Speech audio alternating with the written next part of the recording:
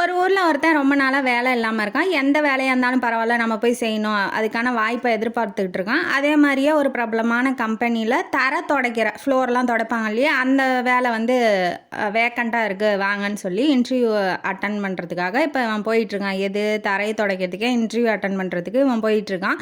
போனதுக்கப்புறம் அந்த ஓனர் என்ன சொல்கிறாரு, ஒரு டெமோ பண்ணி காமிப்பா அப்படின்னு சொல்லும் போது இவனு நல்லா சுத்தமாக கரையெல்லாம் இல்லாமல் நல்லா தரையெல்லாம் தொடச்சி ரெடி ஆகிட்டான் அந்த வேலைக்கு. சரிப்பா, நான் உன்னை வேலைக்கு எடுத்துக்கிறேன், அது ஒரு பிரபலமான கம்ப்யூட்டர் கம்பெனி அப்படிங்கிறதுனால உன்னோட இமெயில் என்னப்பா சொல்லுப்பா, இமெயில் அட்ரஸ் என்ன அப்படின்னு சொன்னோன்னே, இமெயிலாம் எனக்கு என்னன்னு தெரியாதுங்க, கம்ப்யூட்டரை பற்றி எனக்கு நாலேஜுக்கெல்லாம் கிடையாது, அந்த அறிவெல்லாம் எனக்கு இல்லைங்க அப்படின்னு சொன்னோன்னே, என்னப்பா அது இவ்வளோ பெரிய கம்ப்யூட்டர் கம்பெனி வச்சுக்கிட்டுருக்கேன், கம்ப்யூட்டரை பற்றி தெரியாதுங்கிற, வேணாம் இந்த வேலைக்கு நீ குவாலிஃபை கிடையாது, போயிருப்பா அப்படின்னு சொல்லிடுறாங்க.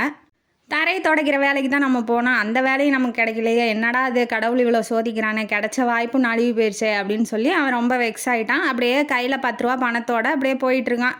தெருவா அலைஞ்சிட்டு எங்கேயாவது வேலை கிடைக்குமா அப்படின்னு போயிட்டுருக்கான். அப்போ தான் ஒரு வெங்காயம் விற்கிறவரை பார்க்குறான். பார்த்தோன்னா சரி நம்மளும் வெங்காய வியாபாரம் பண்ணால் என்ன அப்படிங்கிற ஒரு தாட் அவன் மனசுக்குள்ளே வருது. 10 ரூபாய்க்கு வெங்காயம் வாங்குறான், அதை கொண்டு போய் 20 ரூபாய்க்கு விற்கிறான். அப்படியே கொஞ்சம் கொஞ்சமாக விற்று இப்போ பெரிய ஆனியன் பிஸ்னஸ் மேனாகவே, வெங்காய வியாபாரியாகவே ஒரு மாறிட்டான், பெரிய ஆளாக ஆகிட்டான். இப்போ பேங்க் அக்கௌண்ட் ஓப்பன் பண்ணோம் அப்படிங்கிறதுக்காக ஒரு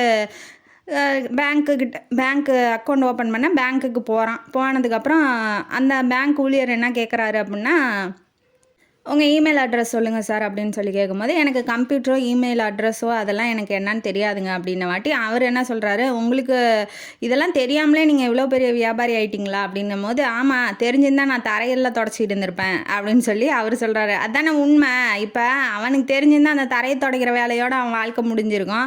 இப்போ தெரியாதுங்கிறதுனால தான் இவன் இவ்வளோ பெரிய பிஸ்னஸ் மேன் ஆகிட்டான். அதனால் வாழ்க்கையில் ஒரு வாய்ப்பு நம்மளை விட்டு போகுது அப்படின்னா அது நல்லதுக்கே நினச்சிக்கோங்க, அதை விட ஒரு நல்ல வாய்ப்பு நமக்காக காத்துக்கிட்டு இருக்கு எதிர்காலத்தில் அப்படின்னு சொல்லி நினச்சிக்கோங்க. வாய்ப்பை தேடிக்கிட்டே இருங்க. ஒரு வாய்ப்பு போனதுக்கப்புறம் வெக்ஸ் ஆகி உக்காந்துடாதீங்க. உங்களை அந்த தவற விட்ட வாய்ப்பை விட ஒரு நல்ல வாய்ப்பு உங்கள் வாழ்க்கையில் அமைஞ்சு நீங்கள் வெற்றி பெறுவீங்க அப்படின்னு சொல்லி இந்த காணொலியை முடிக்கிறேன். இந்த காணொலியும் கதையும் உங்களுக்கு பிடிச்சிருந்தா லைக் பண்ணுங்கள், ஷேர் பண்ணுங்கள், சப்ஸ்கிரைப் பண்ணுங்கள், கமெண்ட் பாக்ஸில் கமெண்ட் பண்ணுங்கள். நன்றி மக்களே.